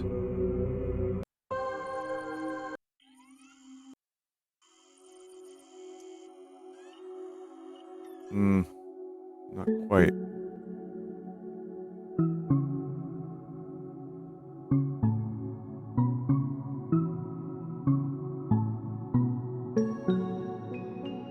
I'm scouring comments for the last two, but annoyingly many commenters are French, so I have to machine translate. I mean, we are solving this together in real time. It's kind of fun. It's like very unique thing for a stream to solve together. Even though I think that this is still like, now I understand what we have to do. It's still kind of insane, but at least it's kind of fun now.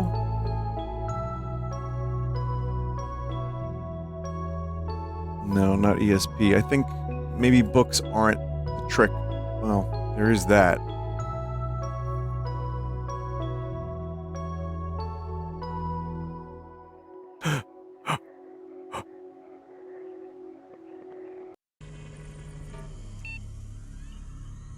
Holy crap.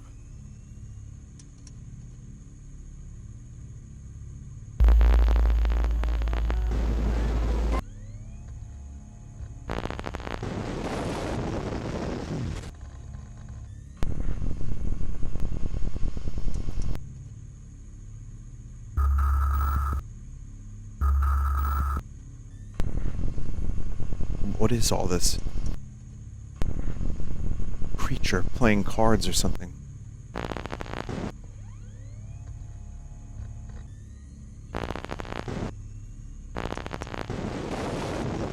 Meatball. Well, I saw aliens. I saw aliens. Oh, they're weird. It's like Star Children type aliens, you know? Like those fucking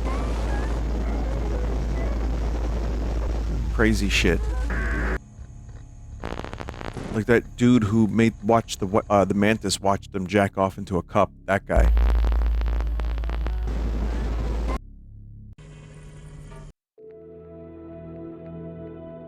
All right. We got one more, and this is the moon.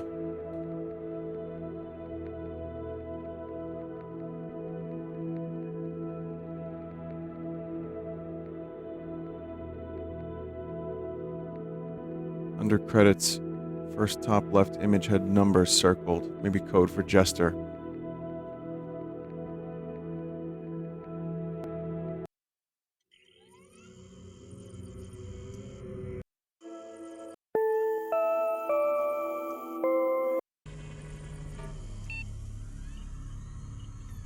Well, hang on, these are actually hints.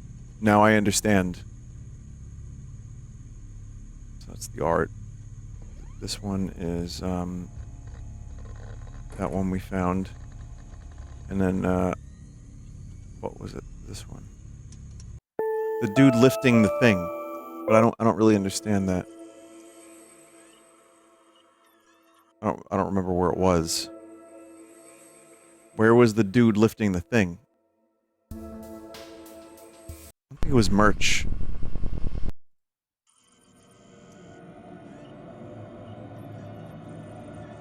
No, because the moon's not going to line up over here.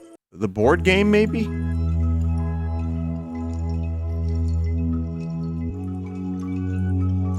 No. Full sentences? I'm sorry, my brain is gone. My brain is completely dead. It's very late for me. The images you click on there aren't related to the dots. Oh.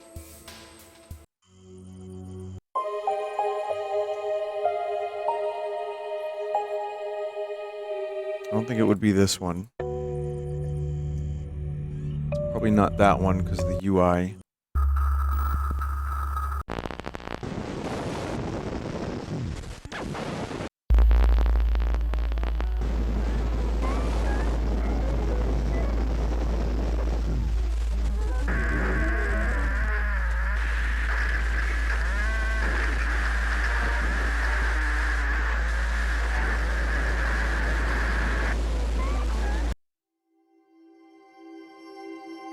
I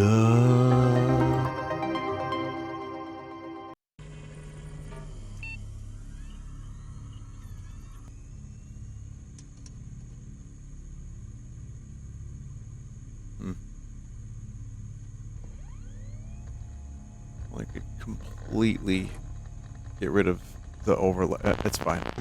I guess I could probably just chroma key it out.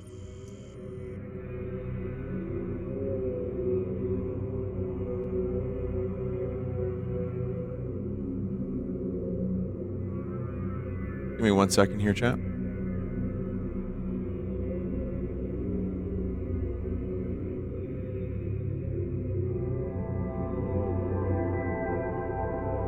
There you go. For your viewing pleasure.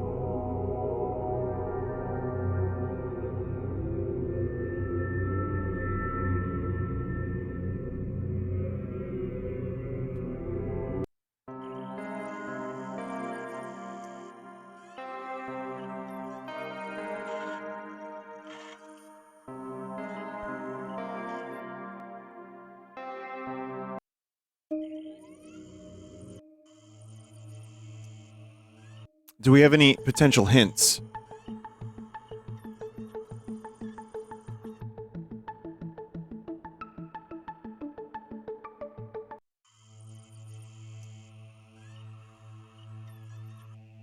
It looked like the light on the keyboard of the third game actually lined up.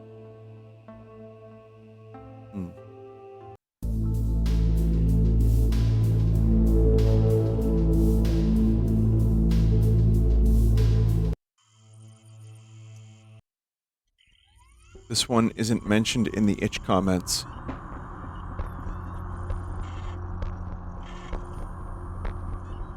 Alright.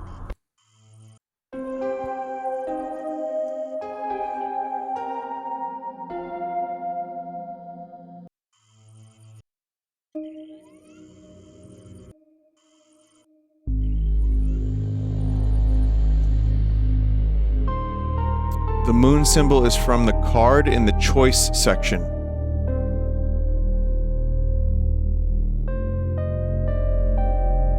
The card in the choice section? What does that mean, the choice section?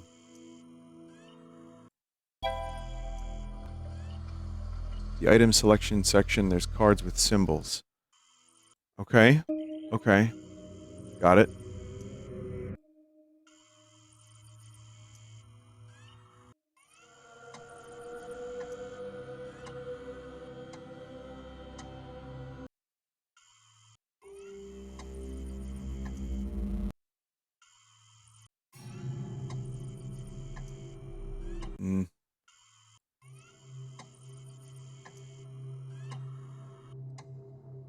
So far, no moon.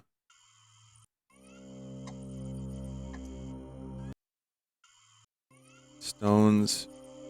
No. Glove? Glove. No glove. Flask. New. Weapon. Symbol. Okay, right, that happens.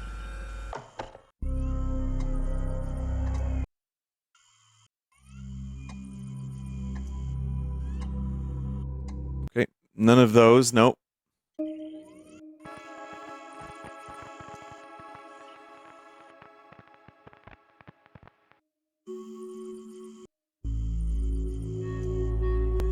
It wouldn't be this. It's probably not rooms. The ESP cards.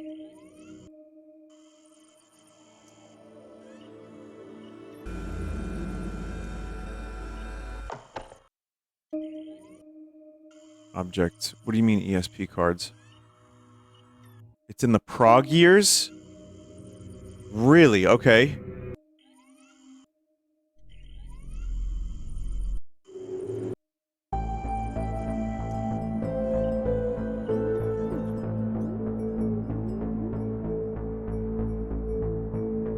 There's a moon there. I thought, well, no.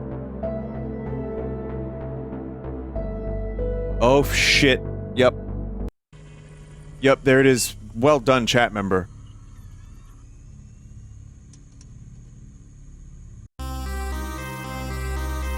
Game? Gods of the Labyrinth. Oh shit.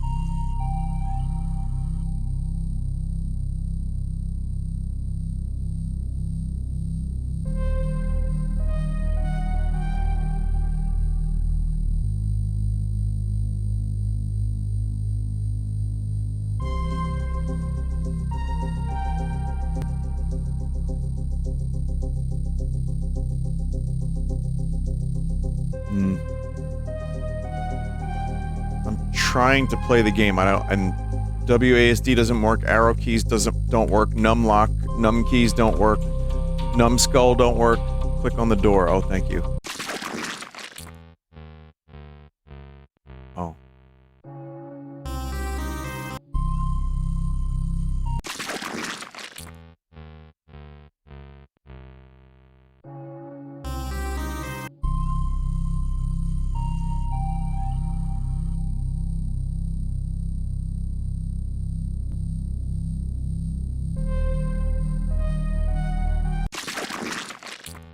Monster.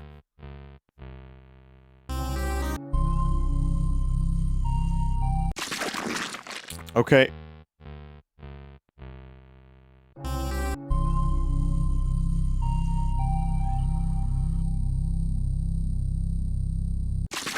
Monster.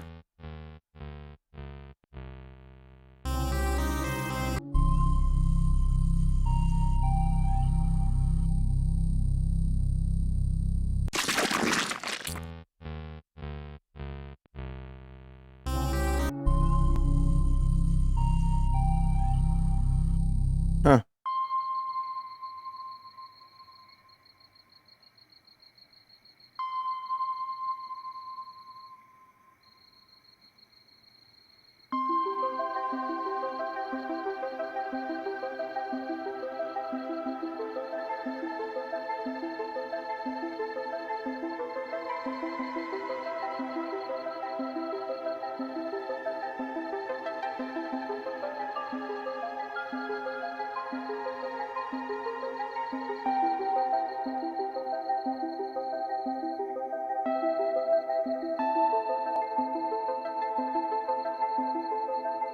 These are the images they were talking about in the shared dream world.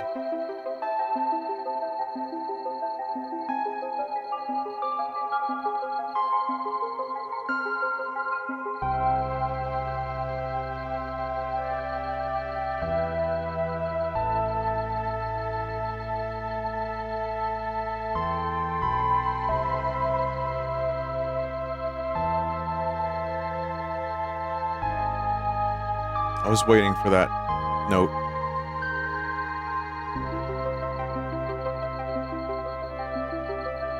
And the music has been just straight across the board amazing.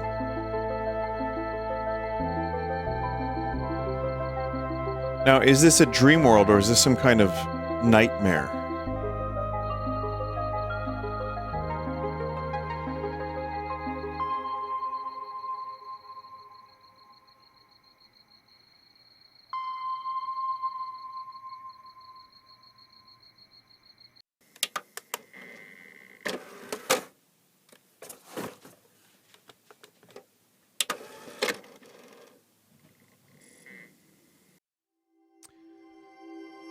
I don't know. I don't know how to unlock the secrets of the Jester.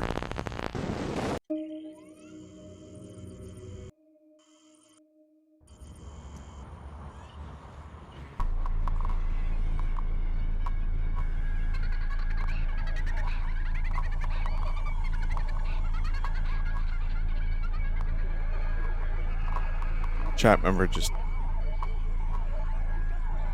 dropped the code.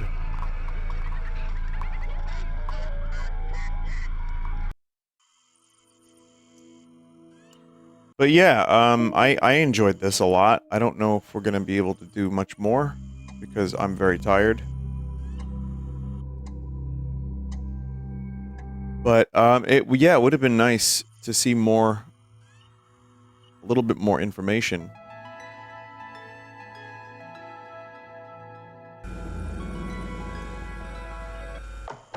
Like, symbol is still, like, blanked out.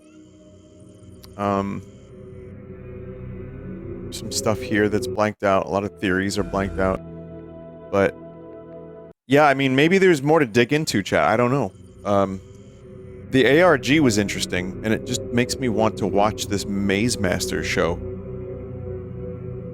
I'm glad we got to solve that puzzle together, because that made it 10 times more interesting and fun. Maybe some of them aren't real. Yeah, I mean, there's a chance that it's just all glitched out.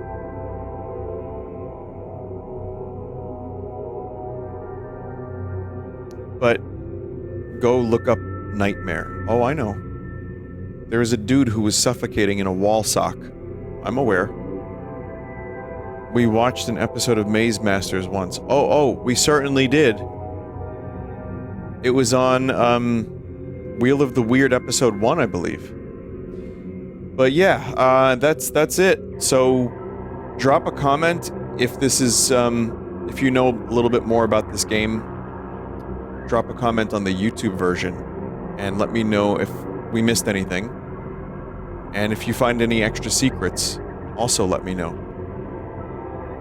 But thank you, chat. Thank you for watching the stream tonight. It was fun.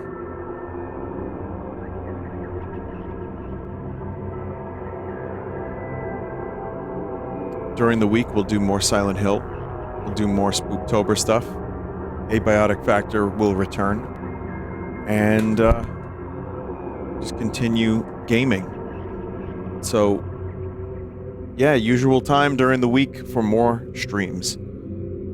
Good night, everybody. And thanks for being here on Sunday Stream. Thanks for submitting to Sunday Stream. And mods, thank you as well.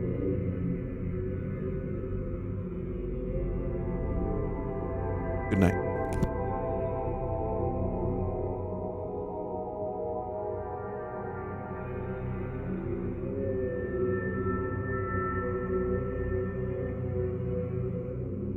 Just the other day, I was talking with the Donkey Kong, and he said,